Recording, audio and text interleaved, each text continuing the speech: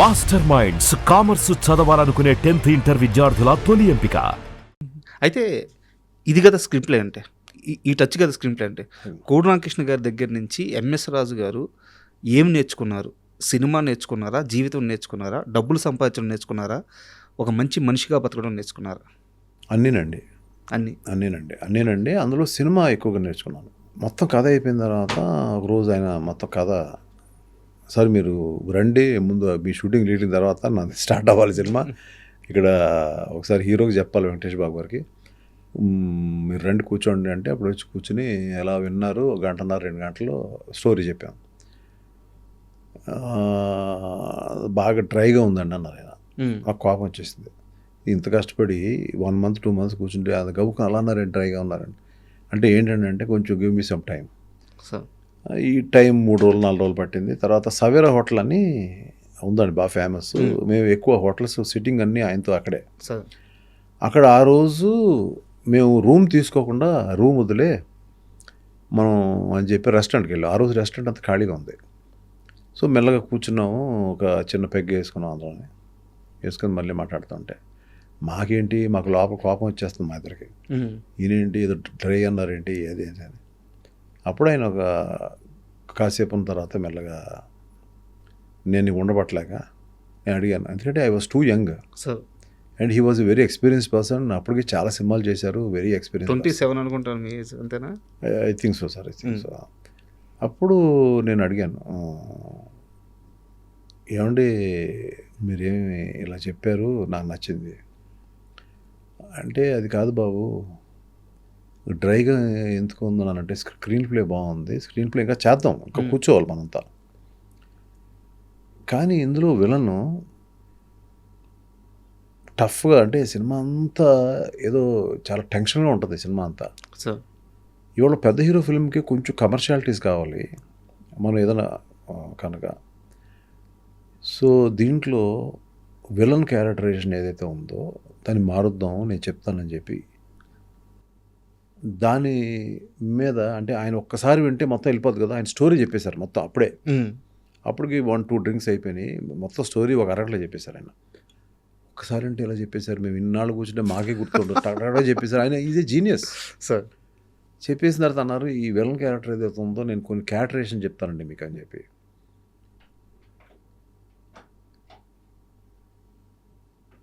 ఈ ఫోన్ ఎవరు కనిపెట్టారండి బాబు, ఇలా అనడం. ఆయన అంటే యాక్ట్ చేసి చూపించారు నాకు, ఏదో ఏదో అంటే ఆయన క్యారెక్టరేషన్ చెప్పారు మొత్తం. 5-10 minutes కోట శ్రీనివాసరావు టక్క థ్యాంక్స్ అని చెప్పడం, ఇటువంటి ఒక హ్యూమరస్ రోల్ ఆయన వల్ల క్రియేట్ అయిపోయింది సార్. బట్ తర్వాత సినిమా రిలీజ్ అయిన తర్వాత థియేటర్లో అప్లాజ్, అంటే అది సీరియస్గా వెళ్ళేదేమో సినిమా, ఫ్లేవర్ చేంజ్ అయిపోయింది సినిమాకి. That was an experience. అగదా కోసం అగదా. అయితే నాకు ఒక ఫేజ్ గురించి కావాలి సార్. మీ లైఫ్లో ఒక సామెత ఉంటుంది, ఊరందరూ మంచి కోరే రాజుగారు తన దగ్గరికి వచ్చేలేక ముండోడైపోతాడు అని. మీ నాన్నగారు సినిమాలు తీసి చాలా నష్టపోయారు. అయితే మీ దగ్గరికి వచ్చేలేక ఫస్ట్ 2 సినిమాలు హిట్, తర్వాత బి గోపాల్ గారితో ఒక సినిమా తీసిన తర్వాత ఆ సినిమా ఫ్లాప్ అయిపోయింది. Street fighter. మళ్ళీ అప్పుడు మీరు ఎంతో ఇష్టపడి కొనుక్కున్న ఇల్లును అమ్మేయాల్సి వచ్చింది. నాన్నగారు అప్పుడు ఆస్తి అమ్మేశారు, పొలాలు అమ్మేశారు, ఇప్పుడు మీరు ఇల్లు అమ్మేశారు. ఫ్యామిలీలో ఆ ఫేజ్లో ఎలాంటి సంభాషణ నడిచింది? నిజంగా భయపడలేదా? మొండితనంతోనే ముందుకెళ్ళారా? అసలు భయం అనేది మా డిక్షనరీలో లేదండి.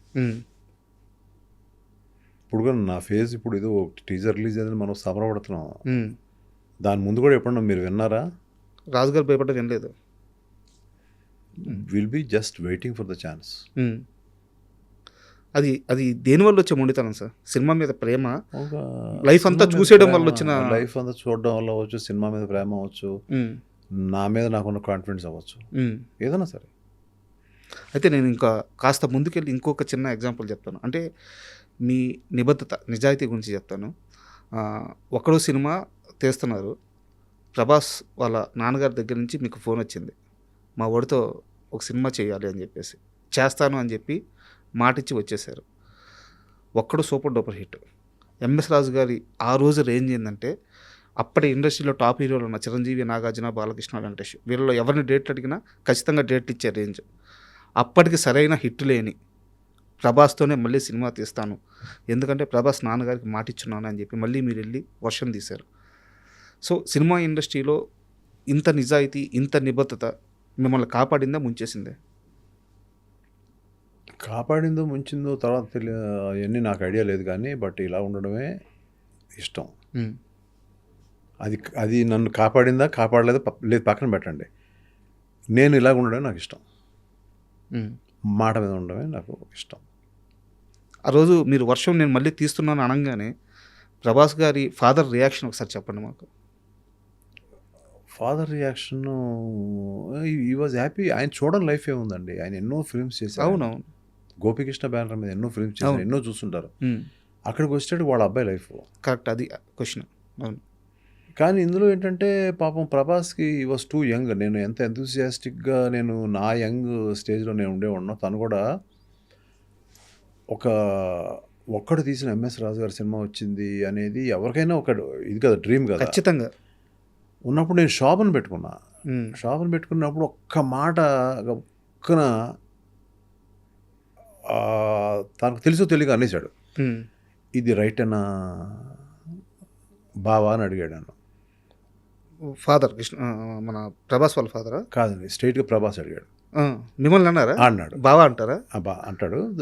ఇది రైట్ డెసిషన్ అన్నా అది, ఎందుకంటే అది దాన్ని కొంచెం అలా నసుకుదా పాపం అన్నాడు. తనకి ప్రతి యంగ్స్టర్ స్టేజ్లో కూడా తను ఏదో విధంగా, అంటే తనకి నేను భుజాన్ని వేసుకుని మొత్తం చేస్తాను, వాళ్ళకి ఇంకా తెలియదు కదా సార్. తన సినిమా చేసిన తర్వాత అర్థమైంది. అంటే లేదు ప్రభాస్ బాగుంటుంది, లేదమ్మా బాగుంటుంది అన్న, నన్ను నమ్ము నువ్వు, అది ఇది అని అన్నాను. అంటే నేను వాళ్ళకి ఒక ఇప్పుడు ఆ రోజు నేను సినిమా చేయడం అనేది, ఆ స్టేజ్లో ఇంతమంది హీరోలు ఉండగా తనతో సినిమా చేయడం అనేది, అది తన అంటే ఒక రకంగా తన అదృష్టం అయినా కూడా నేను ఎప్పుడు ఆ ఫీలింగ్ ఇవ్వలే తనకి. సార్ నేను ఎప్పుడు కూడా ఎవరితోటన్నా వెరీ డౌన్ టు ఎర్త్ అని ఉంటాను. తనకి ఇంపార్టెన్స్ ఇచ్చేవాడిని. ఇంపార్టెన్స్ ఇచ్చినప్పుడు కూడా గౌకున్న ప్రశ్న అడిగేటప్పటికి నాకు కొంచెం 2-3 సార్లు అన్నాడు. అనేటప్పటికి నాకు కొంచెం ఫీల్ అయ్యాను. సర్లే అయితే మళ్ళీ ఇంకో ఫిలిం చేద్దాంలే అని చెప్పి అన్నాను. అన్నీ నేను మామూలుగా సార్ అయితే నా దగ్గరికి వస్తారు కదా, నేను వాళ్ళ ఫాదర్ ఒక ఇది రెస్పెక్ట్ వల్ల నేనే వాళ్ళ ఇంటికి వెళ్ళాను. నేను మళ్ళీ వస్తానులే అని చెప్పేసి కారుకి వెళ్ళిపోయాను. వెళ్ళిపోయిన తర్వాత ఒక 2 రోజులు 3 రోజులు అయినా నేను ఫోన్ ఎత్తట్లా. ఎందుకంటే నేను కూడా ఆలోచించుకున్నాను, అదేంటి తను చెప్పాడు ఇలాగ, ఏంటి రైటా కాదా, లేదంటే నా డెసిషన్ రాంగ్ అవుతుందా. ఇప్పుడు ప్రభాస్ని కూడా 1-2 అటు జస్ట్ ఓకేగా ఆడిన ఫిలిమ్స్, దాని మీద కూడా కామెంట్స్ ఉంటాయి కదా నేషనల్. అవును, ఖచ్చితంగా. ఈ కామెంట్స్ అతను తెలుసా అని తోటి నేను ఇదంతా కూడా పాజిటివ్ వేలో ఉన్నాయి. ఎలా ఈ ఫిల్మ్ ఎలా పనిచేయాలి నేను, డైరెక్టర్ అయితే నమ్మాలి కదా, నేను ఎలా ఫుల్ ఫిల్మ్ పనిచేయాలి నేను అనే దాంట్లో నేను ఉండగా వాళ్ళ ఫాదర్ వేశారు. ఏమండి మా వాడు ఏదో గవ్వుకుని అనేసాడు, ఏదో మీరంటే కొంచెం చనువండి, అది అనేసాడు, ఇది అని అలాగ తీసుకోకండి, మీ ఇంటికి వస్తాడని చెప్తే వచ్చాడు. నేను ఏదో చిన్న న్యూస్ పేపర్ చూసుకుంటున్నాను, వచ్చాడు, కొంచెం అలా ముందుకు కూర్చున్నాడు సోఫాలో. మామూలు కూర్చో ప్రభాస్, ఏముంది దానికి, పర్వాలేదని చెప్పి నేను కొంచెం కాఫీ టిఫిన్ అది చెప్పి మా ఆవిడకి చెప్పి ఇప్పించి మనం ఇంకో ఫిల్మ్ చేద్దాంలే. దిస్ ఈజ్ ఫ్యాక్ట్ అండి, దిస్ ఈజ్ ఫ్యాక్ట్. మనం ఏది స్టోరీ కుకప్ చేసి చెప్పట్లేదు సార్. ఎంఎస్ రాజు గారి గురించి తెలిసిన వాళ్ళందరికీ ఫ్యాక్ట్ అర్థం అవుతుంది. కానీ నాకు ఎంతో ప్రేమ అతనంటే, అతను మంచి హీరో అవ్వాలి. నాకు కృష్ణరాజు గారి ఫ్యామిలీలోంచి పెద్ద హీరో అవ్వాలి. ఇప్పుడు హీరో కృష్ణ గారి ఫ్యామిలీ నుంచి ఒక్కడు ఎంత పెద్ద హిట్ అయింది, ఎంత స్టార్డమ్ వచ్చేసింది, ఈ ఫ్యామిలీలోంచి ఈ అబ్బాయి బాగుండాలి అనే ఒక మంచి ఇత్తోటే ఉన్నాను. అడిగిన చిన్న ప్రశ్నే, కానీ యాజ్ ఎ క్రియేటర్ నేను కొంచెం హర్ట్ అయిన తర్వాత లోపల మా ఆవిడ పిలిచి, మీరు ఏ విధమైన మాట్లాడద్దు, మీరు అబ్బాయి ఈజ్ ఏ యంగ్స్టర్, మీరు కృష్ణరాజు గారి మొహం, సూర్యనారాయణ రాజు గారి మొహం చూసి అసలు డిస్కస్ పెట్టద్దు, మీరు ఏమనొద్దు అబ్బాయిని. అప్పుడు అబ్బాయి అనేవాళ్ళు ఈ వాజ్ టూ యంగ్. అంతే కదా సార్, 2 సినిమాలు అబ్బాయి ఇవాళ అంటే ప్రపంచానికి తెలిసిన బిగ్గెస్ట్ హీరో.